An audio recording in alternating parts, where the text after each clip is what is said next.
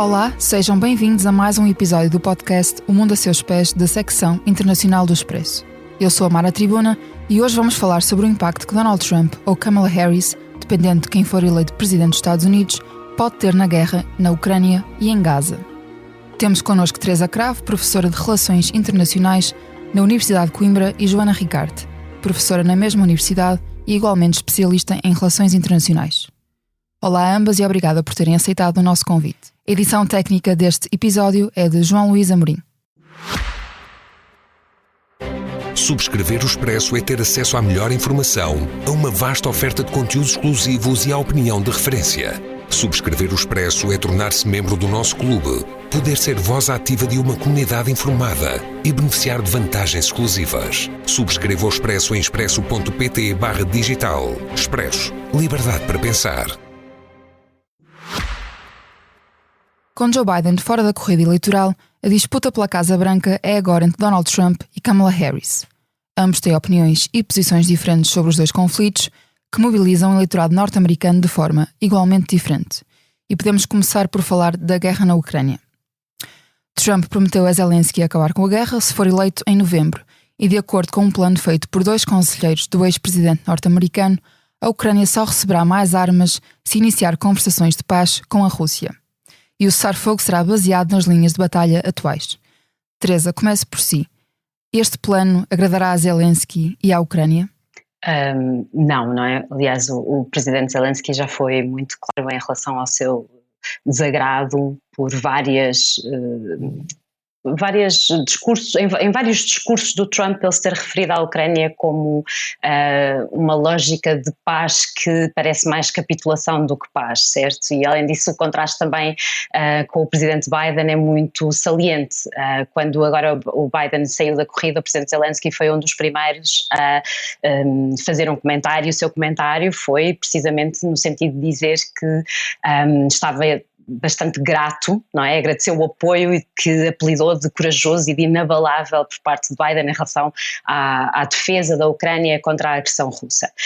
E portanto, por contraste, o presidente Trump aparece aqui como, quando ele diz que basicamente a guerra nem sequer teria acontecido se ele fosse presidente. É uma forma de menosprezar a capacidade do ponto de vista de política externa do presidente Biden.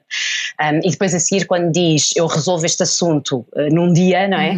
A única coisa que parece possível é a da capitulação, ou seja, é de efetivamente assumir que a Rússia não fará qualquer concessão, claro, e que, portanto, numa situação de negociação entre duas partes, mesmo que tenha obviamente o apoio de outros países do ponto de vista internacional, portanto seja uma negociação internacional, se uma das partes vai para a mesa das negociações sem qualquer intenção de concessão e o suposto mediador aqui, os Estados Unidos, assume que essa é a posição natural, não estamos efetivamente a falar de uma paz negociada, não estamos sequer a falar de negociações, claro, para todos os efeitos.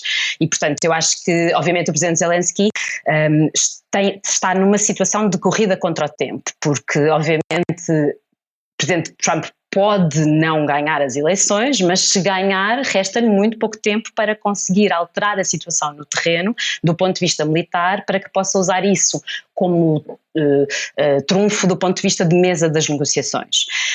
Por outro lado, eu gostaria de chamar aqui a atenção a outra questão, que é, obviamente, aquilo que passa mais nas notícias do ponto de vista do discurso dominante é o facto de Trump estar mais interessado na capitulação, até porque a sua orientação em termos de política externa é muito mais a China e a Ásia do que a Europa, e portanto desse ponto de vista está menos interessado em desembolsar enormes fundos para defender a Ucrânia. Mas por outro lado há aqui uma questão que talvez seja importante em termos de campanha para o presidente Trump e que é uma visão ligeiramente diferente e que tem aparecido menos e que tem a ver com o facto, por exemplo, do Trump querer usar a guerra na Ucrânia como uma forma de, digamos que energizar aquilo que é a base industrial em alguns estados norte-americanos para que o fornecimento de armas à Ucrânia continue a acontecer a um ritmo muitíssimo elevado e usar isso em termos internos, em termos de eleitorado doméstico. E portanto nós não temos a certeza se esta visão também poderá aparecer a dada altura. E outra questão que também pode aparecer aqui tem a ver com moeda de troca em relação a uma continuidade de apoio à Ucrânia, haver um aumento da percentagem de orçamento militar dos vários Estados-membros da NATO Fala-se nomeadamente em que Trump pode querer aumentar para 3% aquilo que são 3%, portanto, dos orçamentos de defesa dos vários Estados-membros da NATO para canalizar diretamente para a organização e, portanto, aproveitar aqui como moeda de troca a sua manutenção do apoio à Ucrânia, exigindo dos outros Estados-membros esse tipo de compromisso. Portanto, eu não diria que a visão da pura capitulação é a única visão que está em cima da mesa. E eu acho que há uma coisa que nós temos sempre que admitir quando se fala do presidente Trump, que é a lógica da sua imprevisibilidade. E portanto, nesse sentido, acho que é importante nós termos em consideração que há aqui duas possibilidades, ou aqui um meio termo entre estas duas possibilidades, mas claro que se a da altura o Trump achar que o seu redirecionamento para a Ásia e o seu bom relacionamento com o Putin é o que interessa, não terá problemas absolutamente nenhums em sacrificar a defesa da Ucrânia. Isso parece-me óbvio. Sim. Por outro lado, Joe Biden tem apoiado a Ucrânia desde o primeiro dia, com dezenas de pacotes de ajuda militar avaliados em milhares de milhões de dólares. Joana, com Trump no poder, é de esperar um menor financiamento a Kiev? Porque Trump também já ameaçou que, se fosse eleito, que não iam continuar a dar tanto dinheiro a Kiev. Olá, muito boa tarde às duas. Eu acho que aqui duas questões são importantes e que não deixam de estar relacionadas também com o que estava a Teresa a dizer, que é aqui uma visão do que é o multilateralismo para Trump, da forma como Trump tem trabalhado as relações dos Estados Unidos fora do país, e nesse sentido já disse diversas vezes, inclusive, que com ele na presidência, basicamente a Rússia podia fazer o que achasse que devesse fazer, ou seja, há aqui uma percepção de que a área de influência não lhe diz respeito. E nesse sentido, Trump já fez declarações sobre como é que lidaria com a questão financeira. Por um lado, também voltando para a questão da NATO, Trump já foi muito vocal, inclusive quando foi presidente dos Estados Unidos, sobre como pensa o financiamento da NATO e o envolvimento dos Estados Unidos, e sobre a necessidade de outros países que fazem parte da aliança aumentarem o seu financiamento à organização, incluindo o chegar nos 3% do PIB, que é uma forma também de cumprir o que são os tratados, e também que haveria aqui um subfinanciamento dos Estados Unidos. Então acho que o primeiro impacto financeiro para a Ucrânia tem a ver, nomeadamente, com a forma como os Estados Unidos lidariam com a NATO, que é um grande parceiro, um grande apoiador da Ucrânia nesse momento, não só com os países individualmente, os países membros, mas também enquanto organização, e aqui haveria certamente um impacto potencialmente de alteração de política que poderia levar a uma alteração da forma como a Ucrânia recebe essa ajuda. Por outro lado, do ponto de vista dos pacotes financeiros especificamente, a primeira coisa que me vem à cabeça é que depois do atentado à vida de Donald Trump, na convenção republicana, uma das primeiras coisas que ouvimos, e se não me engano, foi J.D. Vance quem falou, mas enfim, posso estar enganada, mas me recordo de referirem especificamente que os Estados Unidos deveriam parar de investir na segurança de outros países e no dinheiro que é enviado para outros países, como por exemplo a Ucrânia, e deveriam investir em segurança interna, porque há aqui um problema que é retratado como um problema de migração, de criminalidade relacionado com a questão das fronteiras, e que há aqui um discurso de mobilização da ameaça e da insegurança a partir daí. Então acredito que aqui outra mobilização de narrativa que podemos começar a ver, que é a questão do investimento na segurança interna face, não é, vis-à-vis o investimento na segurança externa. E para completar, o presidente Trump também já foi muito vocal relativamente a como que ele pensa um pacote de ajuda a Kiev, que é através de empréstimo. E nesse sentido, Trump já disse várias vezes, claro que sim, apoiamos a Ucrânia, nós damos o dinheiro, eles pagam depois com juros, ou seja, não há aqui um apoio real, há aqui uma noção quase de uma visão, uma perspectiva de investimento através do apoio à Ucrânia, e nesse sentido Trump tem sido muito claro e diz para onde ao que vem, e é através do empréstimo, não através de uma ajuda militar como a que temos visto hoje no governo Biden. Sim, mas eu se calhar juntaria aqui que esta lógica do programa de empréstimo que a Joana falou cai muito bem no eleitorado, porque precisamente consegue fazer o argumento de não estar a sobrecarregar os contribuintes americanos e deixar a Ucrânia pedir um certo montante emprestado que é necessário para comprar armas americanas para derrotar a Rússia, e portanto há aqui uma lógica deste argumento que pode efetivamente... e juntando também que dentro deste discurso está o levantamento de todas as restrições em relação ao tipo de armamento que a Ucrânia pode obter e utilizar. E portanto há aqui uma possibilidade efetivamente deste discurso cair bem, e todas as sondagens que o Partido Republicano irá fazer nestes próximos tempos será também para perceber para onde é que pende, e eu acho que isso vai ser bastante mais decisivo do ponto de vista dos próximos discursos do Trump em relação à Ucrânia do que uma ideia fixa já em relação ao que é que vai acontecer. Sim, sim. Kamala Harris, que é a mais provável candidata presidencial do Partido Democrata, deverá seguir os passos de Biden e continuar a mostrar apoio à Ucrânia. E recentemente o porta-voz da presidência russa criticou a retórica hostil da democrata que não tem contribuído para as relações entre os dois países. Teresa, será mais fácil negociar o fim desta guerra com Trump do que com Harris? Eu acho que voltaria ao início da minha primeira resposta, tem a ver com o tipo de negociação e o tipo de produto final dessa negociação de que estamos a falar.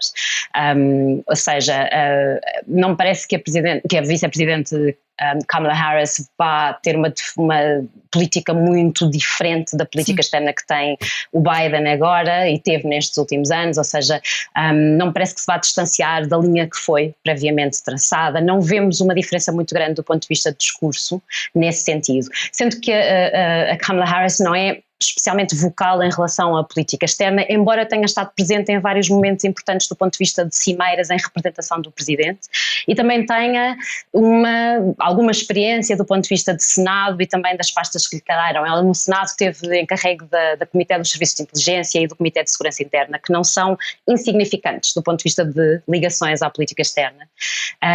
E ela tem uma política que parece um pouquinho mais progressista. Vou dar aqui só alguns exemplos, porque nós para pensarmos o que é que a vice-presidente Harris pode fazer, temos que pensar o que é que ela tem feito até agora, não é? E ela, por exemplo, apoiou o acordo nuclear com o Irão, embora ele tenha sido assinado antes dela chegar ao Senado, que só chegou em 2017, mas apoiou no acordo nuclear, condenou, por exemplo, o ataque da presidente Trump quando assassinaram o general iraniano Qasem Soleimani em 2020, apoiou a restrição da venda de armamento à Arábia Saudita por causa do seu impacto humanitário na guerra do Iémen e também por causa do assassinato daquele jornalista saudita Khashoggi no consulado da Arábia Saudita em Istambul, aquele escândalo enorme, e portanto ela e foi apoiando alguns projetos de lei que permitiriam os Estados Unidos sancionar indivíduos responsáveis por violações de direitos humanos, nomeadamente na China, etc. Portanto ela é genericamente vista como menos hawkish, menos falcão, menos agressiva do que o próprio Biden, mas atenção que ela não é num Bernie Sanders, ok? Sim. Ela parece mais progressista, tem tido algumas atitudes no Senado e como vice-presidente um pouquinho mais progressistas, mas não acho que vá ser a porta-voz de um plano de paz que de alguma forma altere radicalmente a situação atual. E portanto, desse ponto de vista eu acho que há algo que é favorável, mas que não depende exatamente da possibilidade destas duas presidências, tem a ver com o contexto, ou seja, genericamente falando, em relação à guerra na Ucrânia, há mais discursos tendentes a um cessar-fogo limitado que permitam a negociação entre as duas partes, mediada por atores internacionais. Portanto, há e isto tem a ver, obviamente, com a constatação de que a Ucrânia não vai conseguir defender militarmente o seu território e expulsar os militares russos e, portanto, é essa constatação de que isto não vai lá pela via militar que está a abrir mais espaços às negociações para a paz. Nesse sentido, há aqui uma pressão internacional que vai sempre surtir algum efeito do ponto de vista do posicionamento dos Estados Unidos. Eu acho que a vice-presidente Harris terá aqui, porque ela já é um pouco mais vocal em relação ao cessar-fogo, em relação aos planos para a paz do que o presidente Trump, terá aqui alguma capacidade maior de abrir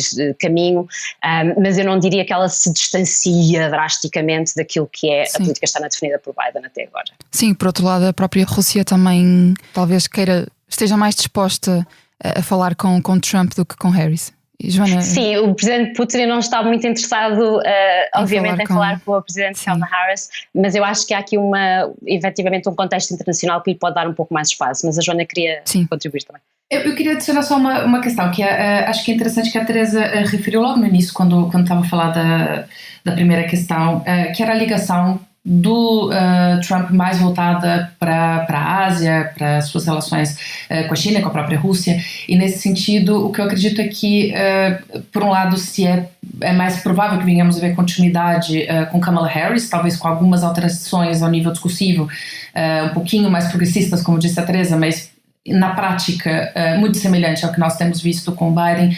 O que nós podemos ver é com Trump uma alteração que seja potencialmente mais favorável à proposta que está em cima da mesa, que foi colocada pelo Brasil e pela China, que trazem muito a dimensão da aceitação tácita da realidade geopolítica do terreno, que é obviamente construída, não é uma realidade que seja material, que seja dada, não foi sempre assim, é uma alteração que a Rússia tem feito, mas me parece muito que o Trump iria mais por essa linha e já manifestou, já disse que a Rússia que fizesse o que quisesse, que nesse momento aqui uma anexação de território que é inegável e que temos que partir daí, que também, nós vamos falar disso daqui a pouco, não deixa de ser muito a sua posição com relação ao caso da Palestina, que é trabalhemos com o que temos e daí a situação só se estabiliza, não se altera. Sim, e passemos agora para a guerra entre o Hamas e Israel na faixa de Gaza. Neste ponto, a vice-presidente norte-americana é mais vocal do que Joe Biden e vai mais longe na condenação da catástrofe humanitária provocada pela ofensiva israelita.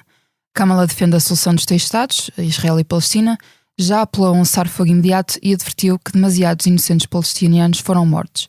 Aliás, ainda esta quinta-feira, e estamos a gravar na sexta-feira, dia 26 de julho, só uma nota para os nossos ouvintes, ainda ontem, depois de se encontrar com o primeiro-ministro israelita, Benjamin Netanyahu, Kamala Harris disse que não ia ficar calada sobre a situação devastadora em Gaza.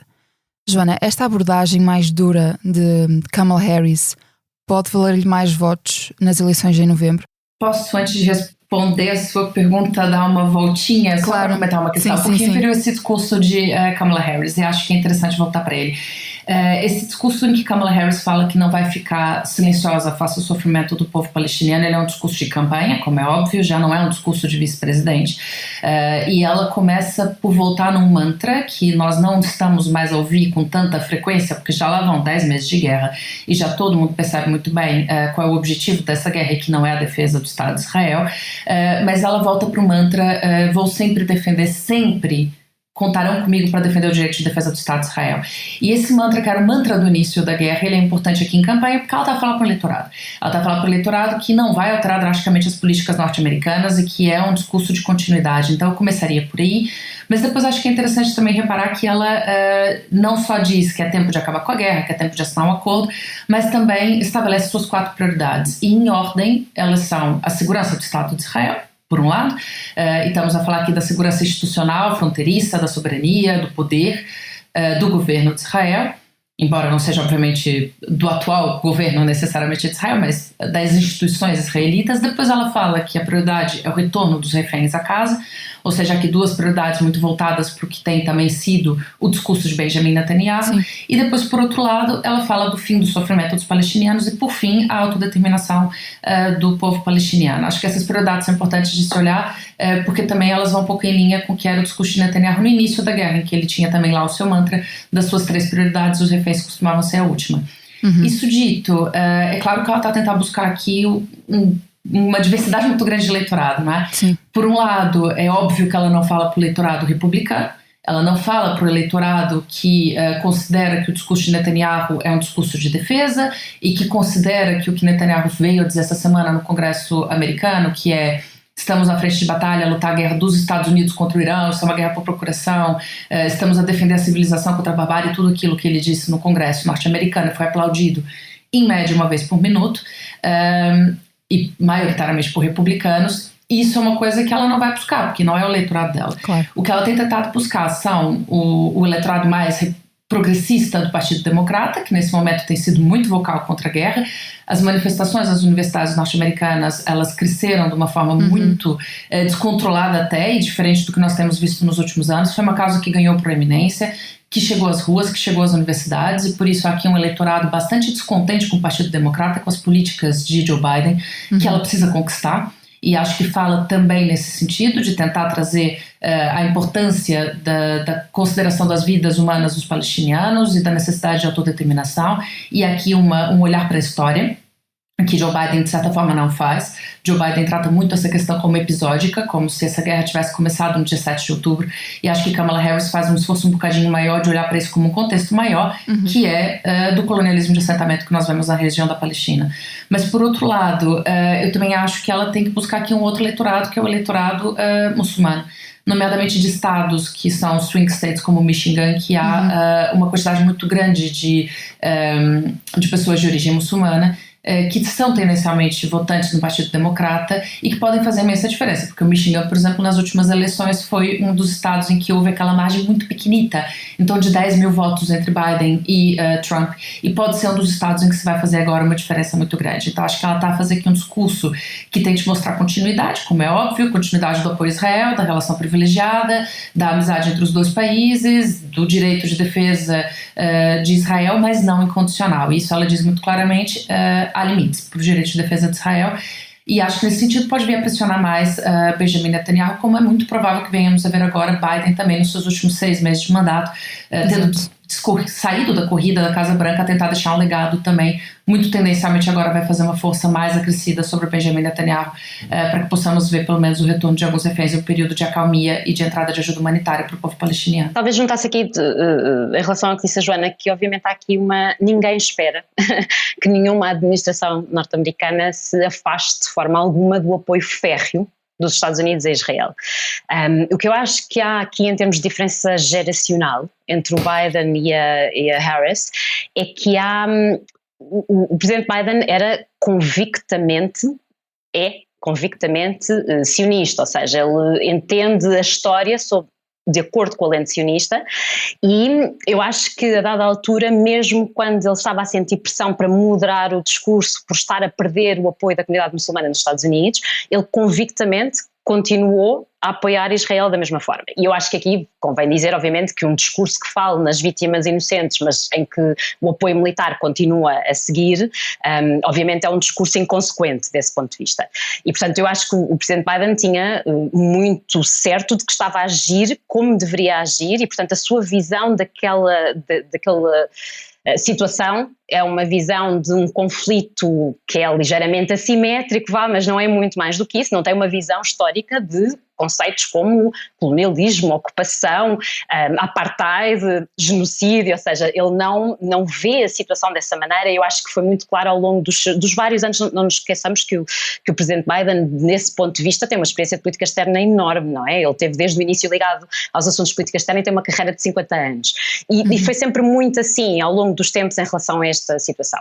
Eu acho que a vice-presidente Kamala Harris tem uma visão diferente, mas entre ter uma visão diferente e essa visão diferente ser efetivamente consequente do ponto de vista político é outra coisa, claro. Porque ela está amarrada àquilo que é o apoio incondicional a Israel e, portanto, eu acho que é simbolicamente importante que ela tenha tido uma reunião com Netanyahu e depois imediatamente a seguir dizer que isto, portanto, que a situação em Gaza que não vai ficar em silêncio perante o sofrimento em Gaza, portanto é importante que ela tenha dito isso logo a seguir, mas, e é simbólico, mas eu não sei se terá efetivamente implicações materiais.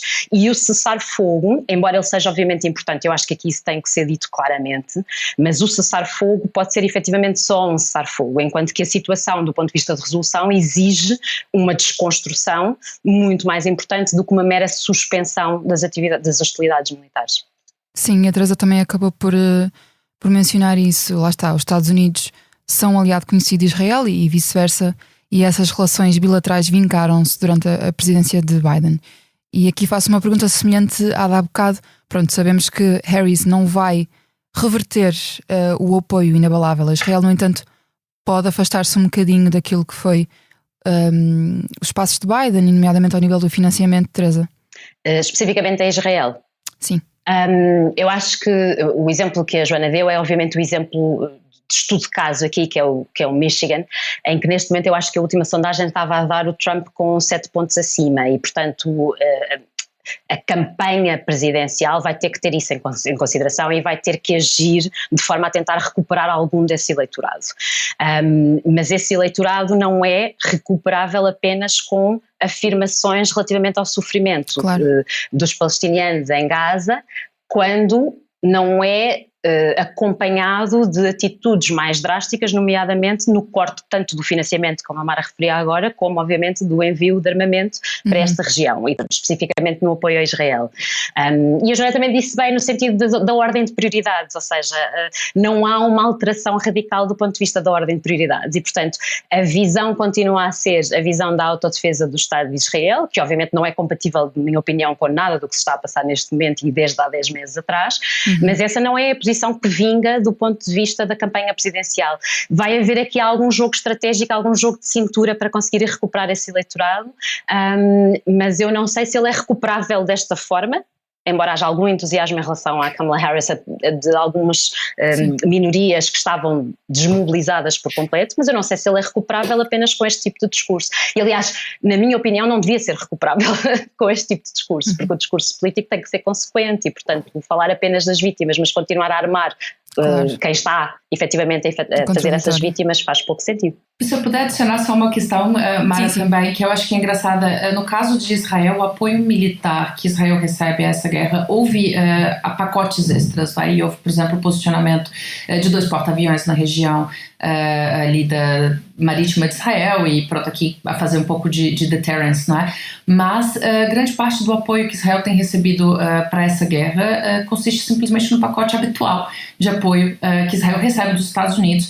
Grande parte, inclusive, do que andava Netanyahu a tentar desbloquear era apoio de 2021.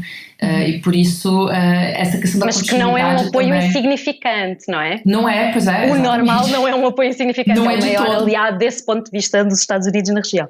Acho que até por isso mesmo que os pacotes de ajuda extra não foram tão significantes, porque não era necessário.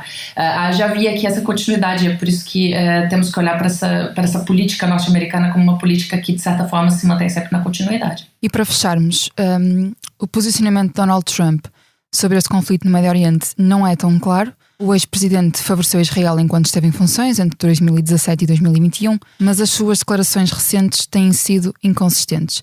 Disse, por exemplo, que Tel Aviv devia, e estou a citar, acabar com isto, voltar à paz e deixar de matar pessoas. Por outro lado, já afirmou que Israel tem de ter uma vitória, e citei novamente.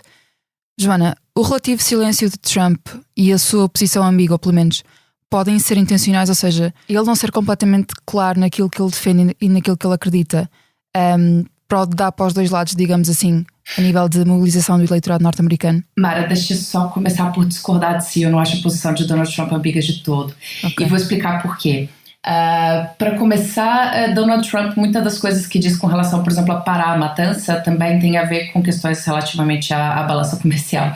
Nós vimos isso também quando os Houthis começaram a atacar o território israelita e começaram também a fazer ataques a embarcações que passavam pelo Mar Vermelho. Nós vimos uma ação específica dos Estados Unidos, com o governo Biden, junto com o Reino Unido, e que foi uma ação que Rishi Sunak, na altura, disse muito claramente e usou palavras, enfim, eu não vou citar ele entre aspas, porque não tem aqui a citação, estou falando de cabeça, mas vai ser muito próxima, e ele diz qualquer coisa do tipo: quando o comércio livre, global, da Global Free Trade, foi mesmo isso que ele disse, está em ameaça, o Reino Unido virá sempre ao socorro. E nesse sentido, Trump tem sido muito claro em que, enfim, já chega de disrupção. E eu acho que isso não quer dizer necessariamente que Trump vem em defesa das vidas humanas dos palestinianos. Depois, por outro lado, com relação ao que é a sua posição para o caso de Israel e Palestina, ela também é muito conhecida, porque Trump já foi presidente dos Estados Unidos e apresentou um plano de paz para a prosperidade, como ele chamava, não é? Que era um plano que foi feito e discutido sem a presença de qualquer delegação palestiniana. Por isso ignora completamente a posição dos palestinianos e basicamente consistia num plano político, num plano econômico de manutenção do status quo, ou seja, o que já está, e o território que a Palestina hoje em dia controla, os palestinianos controlam na zona da Cisjordânia, é um território que se assemelha a ilhas num grande mar, e por isso é completamente descontínuo, é um território ingovernável, não dá para se fazer um Estado num território feito basicamente de pequenos enclaves, e a proposta de Donald Trump era que os palestinianos tivessem um Estado naquele território, que não significasse qualquer tipo de justiça relativa à situação de 75 anos de ocupação, não partia do que é o Consenso Internacional da Linha Verde, da Green Line de 1967, e basicamente Trump sempre defendeu que os palestinianos que ficassem no seu canto para deixar Israel ter seu Estado judeu, com uma capital que não é indivisível, que é uma capital uma capital indivisível, né, que é o que Netanyahu defende, seu governo extremista também, em Jerusalém, que não teria mais Jerusalém Ocidental e Oriental dividida entre os dois povos. Portanto, é um plano que vai completamente fora do que é o consenso internacional e do que é a posição de política externa tradicional dos Estados Unidos, que não implementa, que não age, como a Teresa tem chamado sempre muita atenção, não é a diferença entre o discurso e a prática, e é muito importante referir isso. Mas depois, por outro lado, a política discursiva dos Estados Unidos tem sido consistente de defesa dos dois estados, negociados entre os dois, sempre dando aqui uma ideia de quase simetria num conflito que é assimétrico, de negociações simétricas que não são simétricas, porque há aqui uma diferença de poder muito grande. Mas tem sido essa posição dos Estados Unidos e não é essa a posição de Donald Trump. Então, a posição de Donald Trump para mim é muito clara e fala para o seu eleitorado, fala para o eleitorado republicano, fala para o eleitorado que considera que os Estados Unidos devem parar de interferir nesse tipo de conflitos e que devem trazer aqui um olhar para dentro, porque há, segundo esse eleitorado, uma ameaça de segurança interna que tem a ver com a migração e tudo isso, e que o interesse de se resolver o conflito deles lá do outro lado está muito mais voltado para evitar que eles venham para cá. Então eu acredito que nesse sentido é mais esse discurso de Donald Trump, e que nós podemos muito bem ver o que ele já tem feito para perceber qual seria o seu plano de paz, e é esse, a prosperidade é manter a situação como ela está. Sim, se eu posso juntar, eu concordo inteiramente com o Joana, que não parece que a posição de Trump seja ambígua. Aquilo a que a Mara se está a referir, e que faz sentido referir, porque obviamente faz parte da sua política, tem mais a ver com o facto da sua política externa ser mais isolacionista, e qualquer perturbação naquela região implica o envio de tropas americanas, que é algo que ele tem estado já desde a sua campanha inicial, antes de ser presidente, e depois durante a presidência e agora, sempre a investir do ponto de vista de debate, a dizer que nós não queremos mais intervencionismos aventureiros, não é, do ponto de vista dos Estados Unidos. Portanto, tudo o que tem a ver com a perturbação mais alargada da região implica diretamente os Estados Unidos, e portanto, desse ponto de vista, a estabilização, atenção, não é a paz, é a estabilização, é a situação preferencial para o Trump. E daí que talvez em alguns momentos, quando ele fala sobre isso, possa parecer um bocadinho mais ambíguo. Mas na realidade, enquanto que com a vice-presidente Kamala Harris nós temos que tentar perceber, em relação ao pouco que ela fez em termos de política externa, como será a sua política se for efetivamente eleita, o Trump tem uma experiência e uma evidência clara do seu posicionamento em relação a Israel. A Joana falou no plano de paz, os acordos de Abraão foram todos feitos às custas, literalmente, em detrimento do povo palestiniano. Se Israel conseguir efetivamente a ocupação total e a limpeza étnica que está em curso, não me parece que um presidente Trump faça grande alarido por causa disso, desde que a região fique relativamente estabilizada. Portanto, o presidente Trump é inteiramente pró-Israel. E aliás, já agora falando outra vez na comunidade, em termos de eleitorado doméstico, na comunidade muçulmana, há algo que me parece até um pouco ofensivo e que aparece muitas vezes, e que é, ok, a comunidade muçulmana nos Estados Unidos está ofendida e desapontada com a ação de Biden até agora, portanto, desde outubro até agora. E não esqueçamos que é também anterior a isso. Vamos lá ver. Biden não reverteu nenhuma das políticas de Trump em relação a Israel, nomeadamente a alteração da embaixada, os acordos, etc. Portanto, há aqui uma linha de continuidade muito clara. Mas a lógica costuma ser, mas se ganhar o Trump, a situação é muito pior. E, portanto, nesse sentido é melhor ainda assim votarem no Partido Democrata, que é uma forma de encarar uma parte significativa do eleitorado doméstico dos Estados Unidos como se fossem crianças quase que têm que optar entre um mal maior e um mal menor, quando ambos efetivamente são contrários àquilo que são as suas o que eles achariam desejável que se formulasse em termos de política externa norte-americana.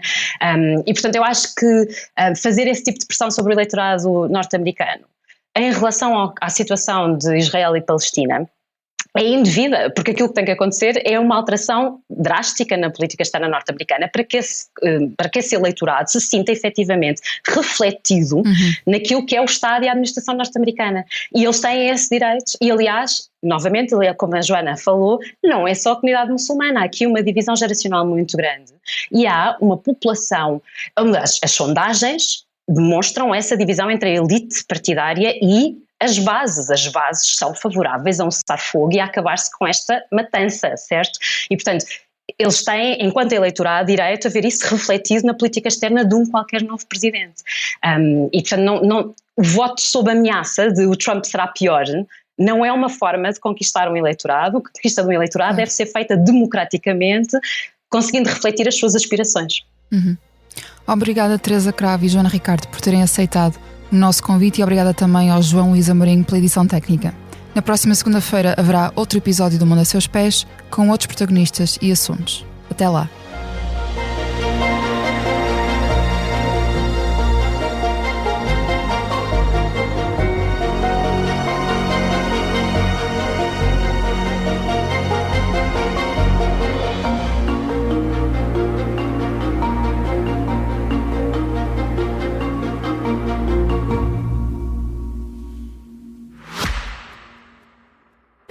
Subscrever o Expresso é ter acesso à melhor informação, a uma vasta oferta de conteúdos exclusivos e à opinião de referência. Subscrever o Expresso é tornar-se membro do nosso clube, poder ser voz ativa de uma comunidade informada e beneficiar de vantagens exclusivas. Subscreva o Expresso em expresso.pt/digital. Expresso. Liberdade para pensar.